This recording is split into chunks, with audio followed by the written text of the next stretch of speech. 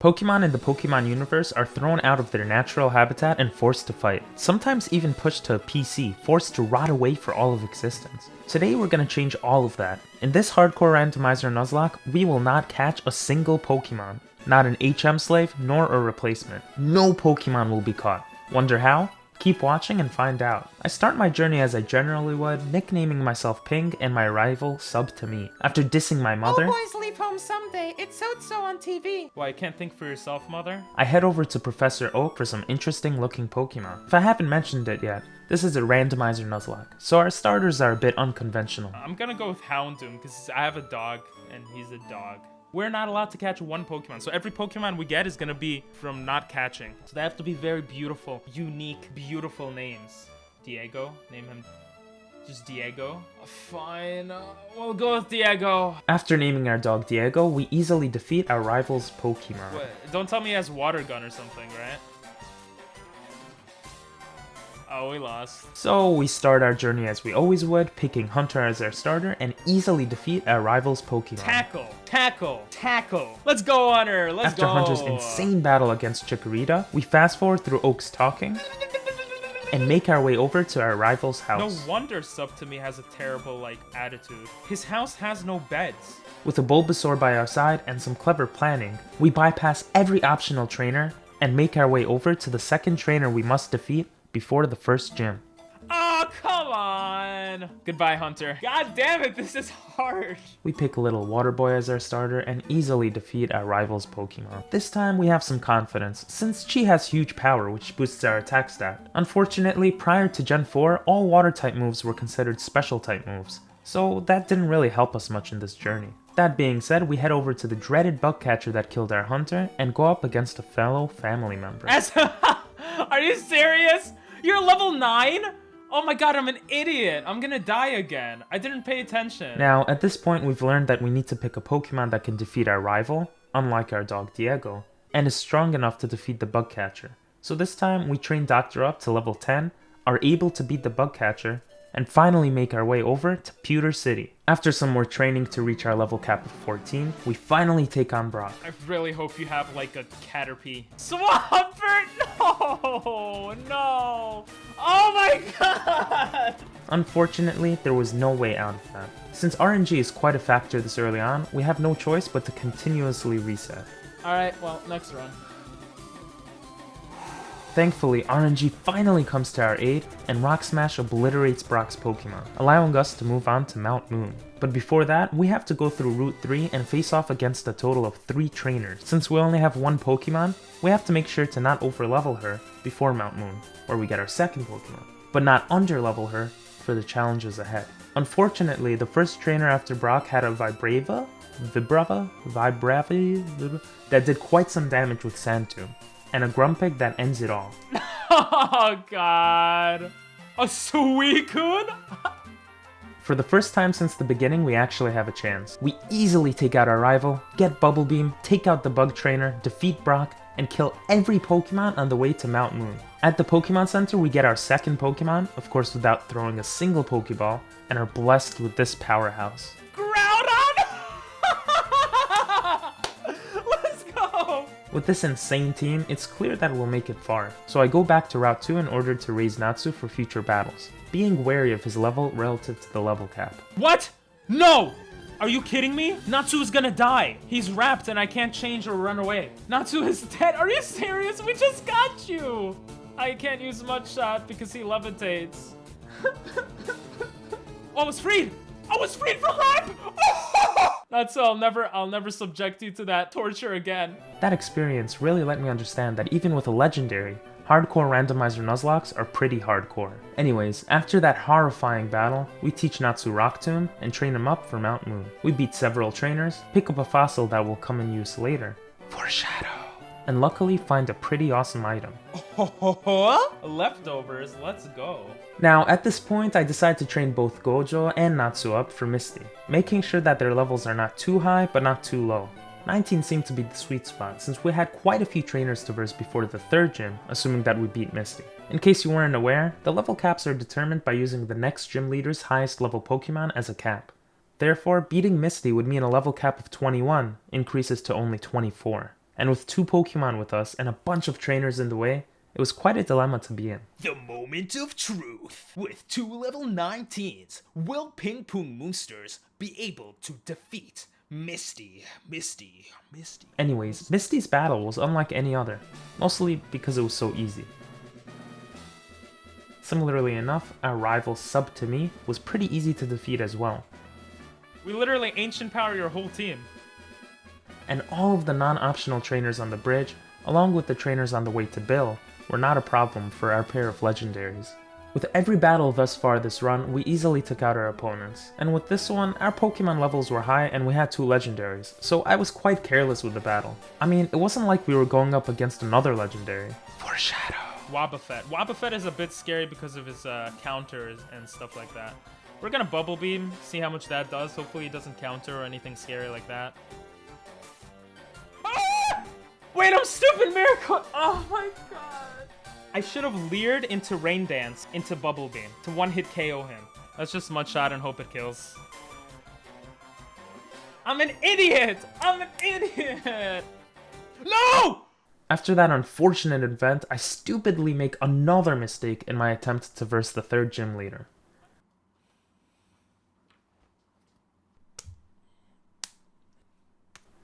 This run left me in shambles. I'm such an idiot. I mean, after 7 failed attempts, we lost before even defeating the 3rd gym, with a pair of legendaries. How could we recover? This thinking actually made me lose faith in the rest of our runs. And because of that, we went on a bit of a losing streak. Whether it was to Brock... Alright, well. Okay, well. Ah! Yeah, okay. Oh, I don't even know why I tried. or the first trainer who has the 3 level 10 Pokemon, we weren't doing well. Come on! This is so dumb! Like, this is a level 10! There were even some occasions where I made it pretty far, getting a second Pokemon, but then losing by accidentally walking into a walker. I don't think so. Ah! She versus you? You fascist! And it wasn't the last time I accidentally versed an optional trainer that caused my downfall. Ah! Oh, that was an accident. Oh, no! Oh, my... Oh. I'm such an idiot! Oh! Oh, my... We have to restart. But perhaps the most frustrating resets came out of RNG, because there wasn't anything I could do about it. Really? Moments like this really hit hard. Are you serious? He happened to use count... Are you serious? I hate you up a bit. After 24 resets and only one pretty decent run with Gojo and Natsu, we finally had a great mix of RNG and lack of personal mistakes to make it pretty far. We defeated our rival, the bug catcher, Brock, the guy with 3 level 10s, got our second Pokemon, Ooh, an Elekid. trained him up, went through Mount Moon, beat Misty, Let's go. Let's go. beat Sub, Yes! That was so hard. beat every trainer before meeting Bill, and went on to verse our rival again, but we made a huge mistake. After this point, I couldn't take it anymore. I lost way too many times because of myself and RNG, so I decided to make some strict rules for me to follow. Number 1 was that I would train my first Pokemon to level 12 before versing the bug catcher. This would mean that most of the time my starter would be able to defeat the level 9 random Pokemon and have some room to train to level 14 before the first gym. The second rule was to pick our starter carefully, making sure that they have some type of move besides a normal move, because running into ghost Pokemon early on is a problem, and hoping and picking based off their initial moves, since problems like this could occur. This is literally the worst case scenario. The third Pokemon is a dark Pokemon. I hate this game so much. Psychic Pokemon were a bit of a no-go zone as well. The third rule was to train our starter to level 16 before fighting the trainer after Brock, with the 3 level 10s. I thought that having a level 15 Pokemon was enough for this trainer, but it turns out that going up against 3 Pokemon in a row, without being able to use any items, and having those Pokemon be completely random, was quite a challenge. Another thing I figured out was that keeping both Pokemon at level 19 before Misty meant that we could keep the level cap of 24 in check by the time we reached the 3rd gym. But one of the hardest things to do was to simultaneously train up both Pokemon to near the level cap without over-leveling or killing one of them. Because when one of them dies, the other one over-levels. We also ran into the problem of neither Pokemon being able to learn Cut, and since we have no access to more Pokemon until after the 3rd gym, a reset is required. This means that the second I get the 2nd Pokemon, I have to make sure that they could learn Cut, which happened to be our last rule. It can't learn Cut though. Can Sharpedo learn Cut? Everything but Cut. Doing all this was quite hard, especially since RNG got in the way a bunch, but at run 38, we finally had some hope. 37's my lucky number. We're gonna have a legendary.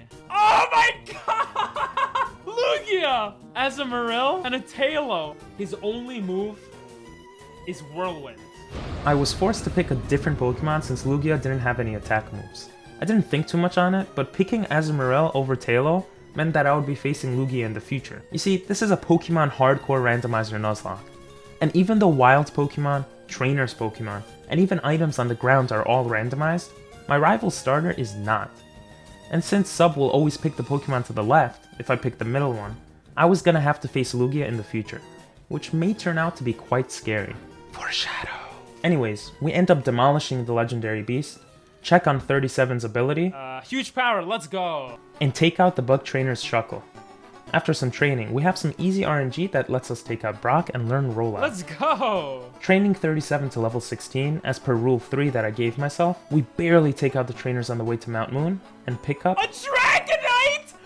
Let's go! Yes, he can learn Cut! Fortunately enough, Dragonite can learn Cut and abides by our last rule. We then find a random experience share, decide to let Sai carry us through the mountain, and find another insane item. Leftovers! Rule 4 then kicks in, but we decide to leave Sai at level 18 since 37 levels up really quickly and is already level 19 with an experience share on. And it goes really well. We take out Misty and teach 37 a stronger water move, Water Pulse. Feeling pumped up, we go up against rival Sub with our 2 Pokemon. 2 Twisters and a Lucky Flinch result in Nummel's death. Next up was Butterfree, which easily got taken out by Rock Tomb. Porygon dies by a Twister Rock Tomb combo, and Lugia thankfully had no attack moves yet. Sai carries us through the bridge, learns Dragon Rage, and takes us to our rival at level 23, ready to fight alongside her level 23 teammate, 37. This battle also goes pretty smoothly. 37 sees some action by taking out both a Nosepass and a Nidoqueen with Water Pulse, as Sai takes on Latios and Lugia, proving himself to be a huge asset to the team. To be fair though, both legendaries didn't have any attacking moves, so it was quite an easy battle to win. Get out of here, Sub! After beating our rival and finally getting cut again, we carefully tiptoe to Lieutenant Surge without any unnecessary battles, using a speedrunner strat to get past all the spinners. You're going down, Surge. The battle starts with 2 Dragon Rages that wipe out Surge's Dunsparce. I then use Thunder Wave to paralyze Wailord and focus on Dragon Rage as my attack going forward. Unfortunately, Wailord still connects 2 rollouts in a row, forcing me to change into 37. Oh my god! Wailord's 3rd rollout hits, but gets paralyzed as I roll out against him, seeing no other path to victory. With Surge healing him up, we had another free rollout hit, but it was clear that we needed one more rollout for the win. And hitting a 3rd rollout is a 73% chance. Full healed. And we do it. Let's go! But it's not over yet. Surge's last Pokemon comes out and it's a Cyndaquil. With a 66% chance to hit, 37 pulls through. Yes! Yes! Yes! Oh my god, that was so close! And just like that, we beat the 3rd gym leader. And the hardest part of this Nuzlocke is over. Or so I thought. With a level cap of 29 and still only 2 Pokemon on our team, we had to carefully inch our way to Celadon City. You see, in Celadon City we gain access to a variety of Pokemon, and that's because of the Game Corner and the free Eevee. The only problem is that between us and Celadon City, there's a couple of routes and a cave. Yeah, so we get our bicycle, teach Sai Shockwave for more type coverage, and head over to Route 9. We take out the 2 required trainers to move on, and head straight into Rock Tunnel. I'd lie if I said that Rock Tunnel was enjoyable, because it wasn't. Forgetting to buy potions and antidotes, but having literally no way back to the Pokemart meant that I had to run back to the Pokécenter every 5 minutes. And every time I re-entered the tunnel, I had to look at a printed out map of the cave and carefully tiptoe as to not verse any optional trainers which would risk over-leveling my Mons. Thankfully though, after half an hour of this game's most annoying area, I was very careful, and Sai and 37 were able to defeat all 8 required trainers, while I tiptoed successfully past 8 optional trainers, making it out alive. We finally made it out of this stupid cave. One more route and we make it to Celadon and the 4th gym. With only one battle needed, we easily take out the trainer and carefully head to Celadon with 2 level 28 Pokemon. We made it to Celadon City, let's go! We pick up T and proceed to get our 3rd party member. Shedinja! At this point, we get the coin case and pick up a bunch of free coins from the floor. Surprisingly enough, the picked up coins from the floor were enough to claim a Pokemon. Not only that, but we could literally see every single Pokemon that we could get. Noctowl! This is a Zubat? Ew. This is a... Ew, what are these Pokemon? Wait, so we have a Noctowl, we have a Zubat, we have a Lydian, we have an Espeon, and we have a Coughing. After picking up a Noctowl, the cheapest Pokemon to buy, We confidently head into Erica's greenhouse and demolish her trainers. we're gonna teach him Solar Beam, because why not? Sai begins the battle by double Dragon Raging for a close kill and forces a heal from gym leader Erica. She then kills off the Sand Slash with some more Dragon Rages as we come up yet again against another Dunsparce in a gym battle. With no Dragon Rages left, we go for some Rock Tombs that take out a rollout Dunsparce before a repeat of the 3rd gym can happen. Cubone easily goes down to 37's Water Pulse, and just like that, we defeated the 4th gym leader. Hey, what is this pervert doing? Oh, he's literally a pervert. With the team finally coming together, we decide that it's time to head over to Team Rocket's base and carefully bag manip most of the Rocket members, so as to not risk any unneeded deaths. It worked! Unfortunately, Team Rocket has some annoying Pokemon, and after picking up a Sludge Bomb, we proceed to verse the member holding the lift key necessary to proceed with the game. I was gonna Shockwave. Don't be confused, baby. Stop being confused! Stop poisoning! What is this? Oh my god, this is like the worst trainer ever. I finally learned from my mistakes of Rock Tunnel and Team Rocket's area and buy some Super Potions, Antidotes, and other items to heal my Pokemon outside of battle. We bag manip again and solve the next puzzle pretty easily. Next up are the guards that are protecting Giovanni. We take them out with ease and head forth to challenge the big boy Giovanni. Sai carries against the first Pokemon, but a critical hit Thrash from Gyarados forces me to switch out into 37. What the hell? Thankfully, Gyarados gets confused from thrashing about, so we switch into Dinel, aware of the fact that he has Bite, which would insta-kill our Shedinja. Gyarados thankfully hits himself, but doesn't die. A quick Solar Beam was the way to go here, but Gyarados' speed outmatches Dinel's, and we lose our first Pokemon this run. He used Bite! Oh my god, are you kidding me? Sai outspeeds Gyarados and takes him out, but the battle isn't over. Giovanni takes out his last Pocket Monster, and things are about to get real. Yeah, I'm just joking. We go up against a Whismur, and it gets taken out by 2 hits with Dragon Rage. Let's go! Let's go, baby! Let's go! I hope we don't meet again. You almost killed all my Pokemon. Fortunately, at this point, our level cap is 43, so we have some more room to breathe, but we did indeed lose quite a powerful ally. Experience share. We pick up Fly, teach it to Diego, and head into Pokemon Tower for another match against our boy Sub. After Rock Tomb easily takes out his Charmeleon, an old ally makes his presence. Groudon? What the hell? Why? Why do you have a Groudon? Thankfully, we're able to change into 37 from the anticipated Ancient Power without taking much damage. We exchange some Bubble Beams and Ancient Powers as Groudon changes into using Slash, and we have a lucky critical hit to take down the formidable If he foe. crits with Slash, 37 dies. Let's go! Let's go! Yes, thank you for critting 37. Next is Hoppip, which gets taken out by Sai's Rock Tomb, and then we go up against a Smoochum. I didn't think much of it, but I shouldn't have kept my guard down.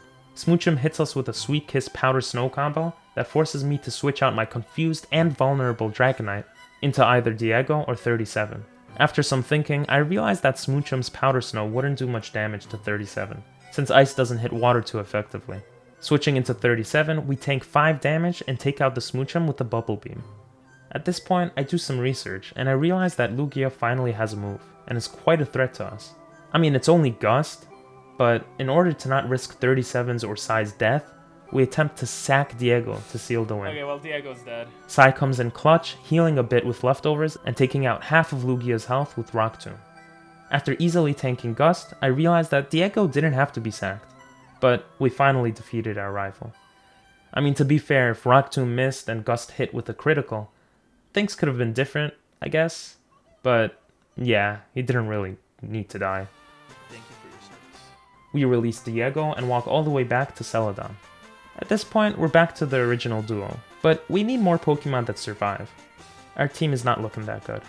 We randomly pick up a Psychic and try to gamble in order to get some more Pokemon. Damn it. Oh, come on.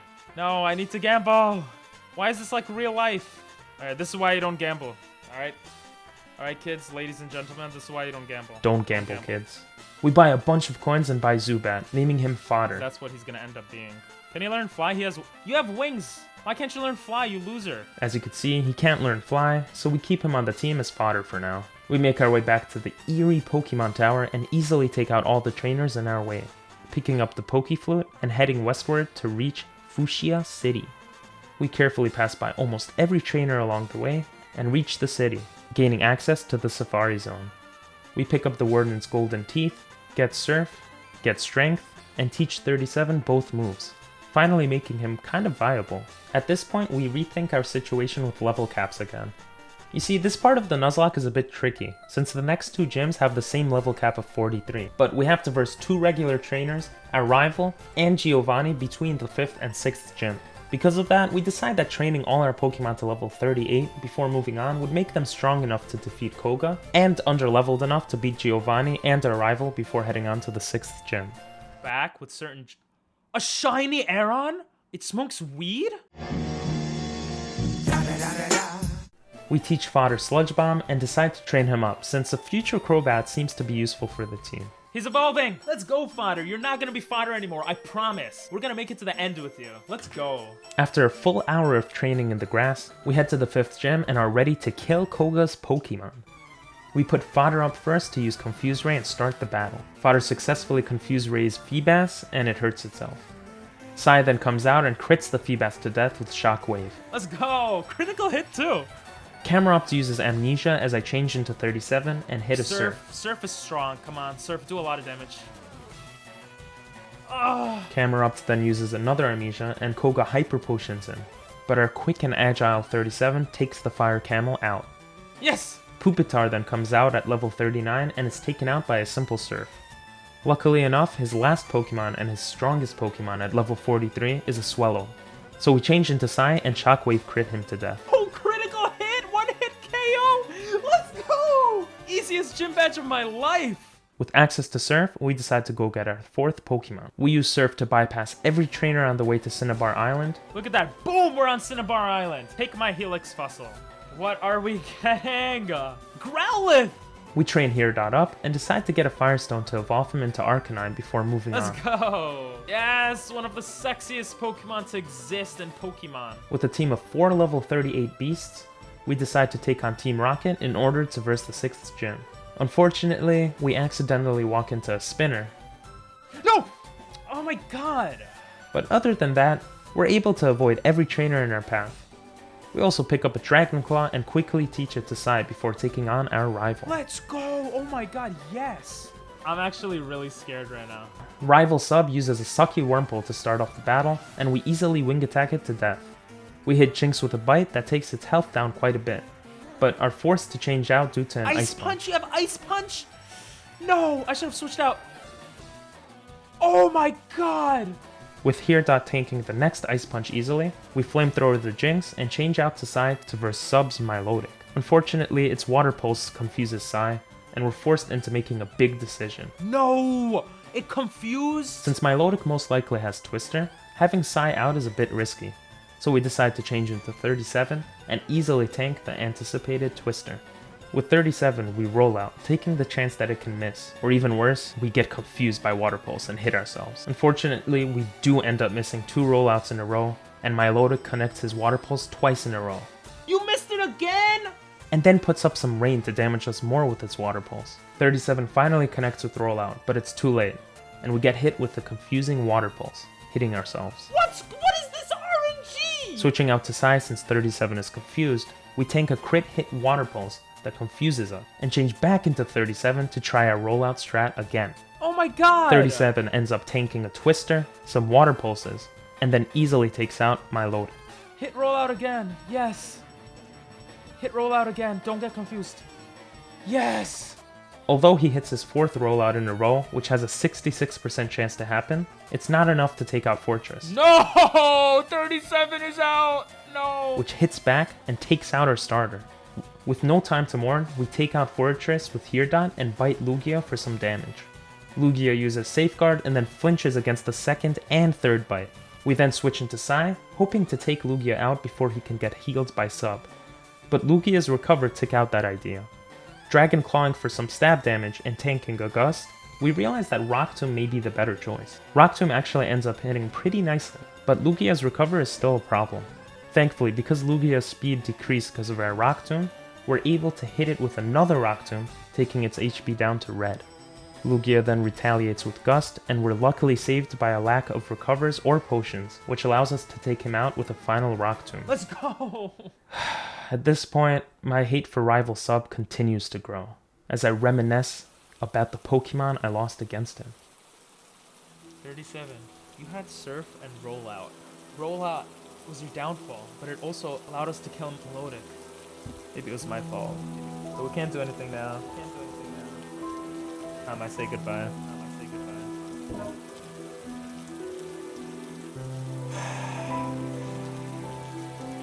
After giving some final words to 37 and releasing him, we immediately obtain his replacement, 37 Reborn. It's as if 37's soul left this universe and was reborn into Chemicho? I don't know. In that instant. And because of that, we felt like we could move on confidently. Before doing anything else, we take out Rock Tomb in order to teach Psy Cut and fly to Pewter City in order to get the old Amber and restore another Pokemon. This Pokemon ended up being an Abra that we named Cashew, but we decide on not training him since we can't get Alakazam, and since replacing 37 Reborn with Abra would do a disservice to 37's legacy. We then proceed to teach 37 Reborn Psychic, fodder Giga Drain, and train our whole team to level 39 in order to challenge Giovanni and Sabrina without losing any Pokemon. He's evolving! Let's go! Fodder is not fodder anymore. Fodder ends up evolving, and we push through Silphco once again for the hopes of winning. At this point, every Pokemon type is accounted for, and we have a pretty good type coverage over almost everything. Psy's Fly, Surf, Dragon Claw, and Shockwave counter Grass, Fighting, Bug, Fire, Ground, Rock, Dragon, and Water respectively. Heredot's Bite, Dig, and Flame Wheel counter Psychic, Ghost, Electric, Poison, Steel, and Ice respectively, and 37 Reborn's Psychic counters Fighting. Aside from normal and dark types, we were pretty good to go. Because of that, we were able to easily take out Giovanni's guard and confidently take on Giovanni himself. Time to verse the big boy! We Giga Drain against his Psyduck, doing quite some good damage and tank a Confusion. After Psyduck goes down, a level 41 Latias, his highest level Pokemon, pops up. Come on! And we switch to Psy, anticipating Latias to not have any ice moves. Unfortunately, we get hit with Mist Ball, which does quite some damage, and retaliate with a Dragon Claw. After barely tanking a Psychic and connecting our Dragon Claw, we realize that we are forced to switch out yet again.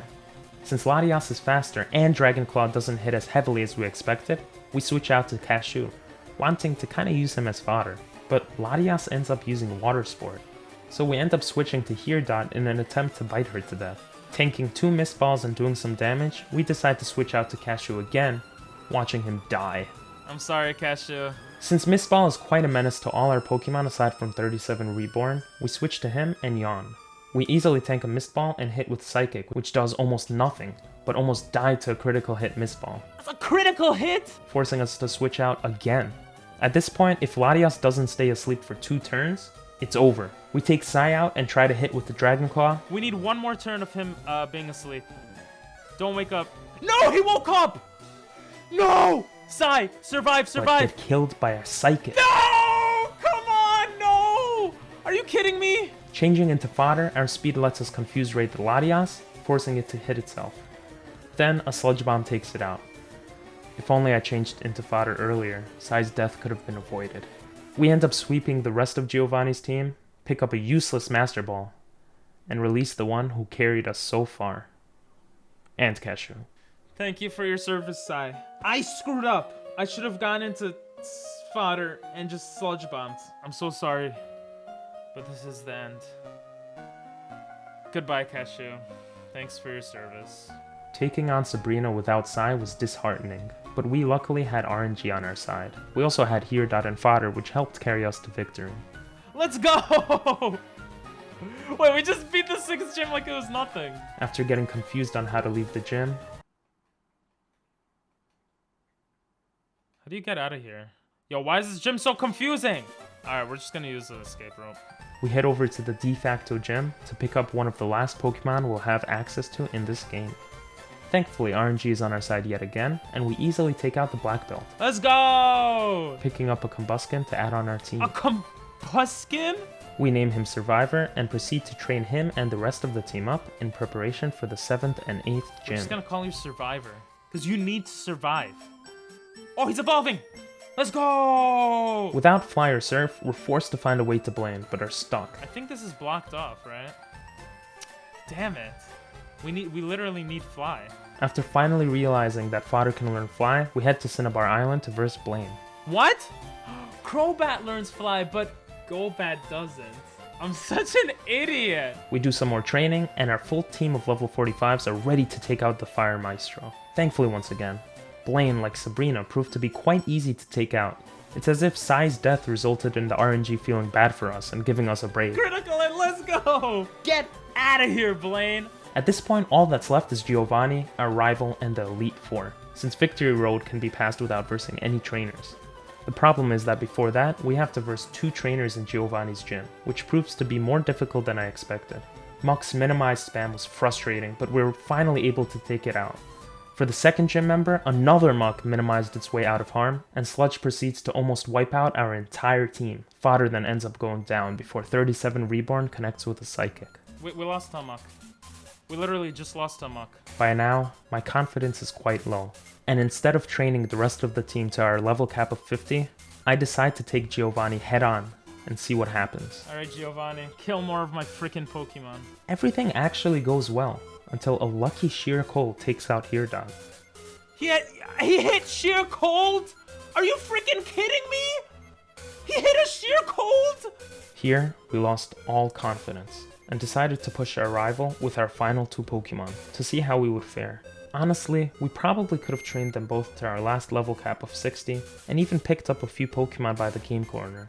But losing so much of our team so quickly made us lose hope. We take on Sub with Survivor, killing his routes with an Earthquake, which we taught him after beating Giovanni, and strategically versing Lugia with Survivor. At level 53, Lugia most likely has Hydro Pump, but 37 Reborn wouldn't be able to do much anyways, so we throw a Hail Mary and Blaze Kick. Right when things couldn't go any worse, Survivor misses 2 Blaze Kicks in a row, as Lugia sets up a safeguard and takes out one of our last Pokemon with a Hydro Pump Gust combo. How do I miss twice with a Blaze Kick? It has 90% accuracy! Are you freaking kidding me? 37 Reborn similarly gets taken down easily, and our best run is over. After 37 resets and an amazing 38th run, I couldn't handle it anymore. We lost. We couldn't beat this Hardcore Randomizer Nuzlocke without catching any Pokemon.